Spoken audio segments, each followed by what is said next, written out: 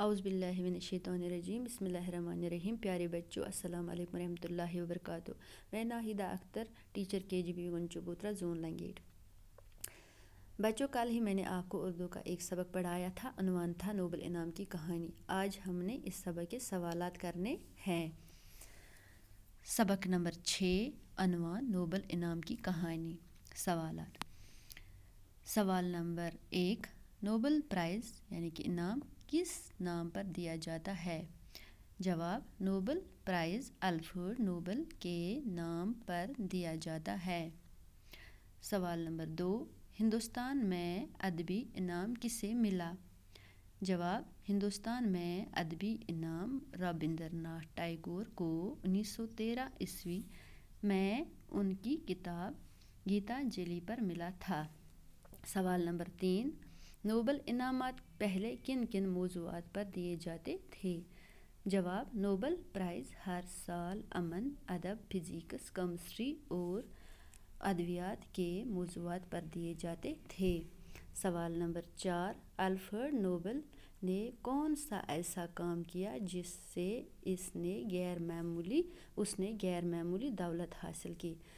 جواب Alfred Nobel نے nitroglycerine دریافت کی. نائٹروگلسرین کی ملاوٹ سے انہوں نے 1867 عیسوی میں ڈائنامائٹ ایجاد کیا. ڈائنامائٹ ایک قسم کا بارود ہے جو لمحوں میں بڑے بڑے پہاڑوں کو اڑا سکتا ہے. یہ بیچ کر اور دن رات محنت کر کے انہوں نے غیر معمولی دولت حاصل کی. سوال نمبر 5 الفریڈ نوبل کہاں کا رہنے والا تھا؟ جواب الفریڈ نوبل سویڈن کے رہنے والے تھے. مندرجہ ذیل شعبوں میں نوبل انعامات جن لوگوں کو ملے ان کے نام کے سامنے لکھیے. نمبر 1 CV رمن نباتات اور فزکس. نمبر 2 رابندر ناتھ ٹیگور ادب. نمبر 3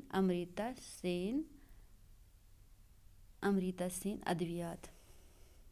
خالی جگہوں کو مناسب الفاظ سے پر کیجیے. نوبل پرائز ادب، امن، فزکس، کیمسٹری اور ڈیش ڈیش میں دیے جاتے ہیں. نوبل پرائز ادب، امن، فزکس، کیمسٹری اور ادویات میں دیے جاتے تھے. نمبر 2 اقتصادی سائنس کا ڈیش ڈیش کب شروع ہوا؟ اقتصادی سائنس کا انعام کب شروع ہوا؟ نمبر 3 الفریڈ نوبل نے ڈیش ڈیش ایجاد کیا. الفریڈ نوبل نے ڈائنامائٹ ایجاد کیا. نمبر 4 الفریڈ نوبل اپنے منافع میں مزدوروں اور کارکنوں کو بھی ڈیش ڈیش کرتا تھا. الفریڈ نوبل اپنے منافع میں مزدوروں اور کارکنوں کو بھی شریک کرتا تھا. نمبر 5 الفریڈ نوبل جنگ سے ڈیش ڈیش کرتا تھا. الفریڈ نوبل جنگ سے نفرت کرتا تھا. نمبر 6 نوبل پرائز دنیا کے سب سے بڑے ڈیش ڈیش ہیں. نوبل پرائز دنیا کے سب سے بڑے اعزاز ہیں. بچوں اب ہمیں صفت کی تعریف کرنی ہے. صفت وہ الفاظ ہیں جن سے کسی کی اچھائی یا برائی ظاہر ہو صفت کہلاتے ہیں. مثال کے طور پر حمید ذہین لڑکا ہے. ذہین سے حمید کی اچھائی ظاہر ہوتی ہے. حمید بیوقوف لڑکا ہے. بیوقوف سے حمید کی برائی ظاہر ہوتی ہے. ایسے ہی الفاظ جن سے کسی کی اچھائی یا برائی ظاہر ہوتی ہے صفت کہلاتے ہیں. اس سبق میں 15 ایسے الفاظ ڈھونڈنے ہیں جو صفت ہوں.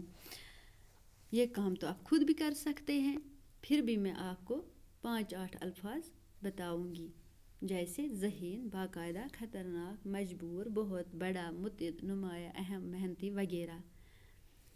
اب اس کام کو آپ اپنی کاپی پہ اتاریں اور صاف ستھرا لکھیے اور یاد کیجیے. باقی وسلام، خدا حافظ.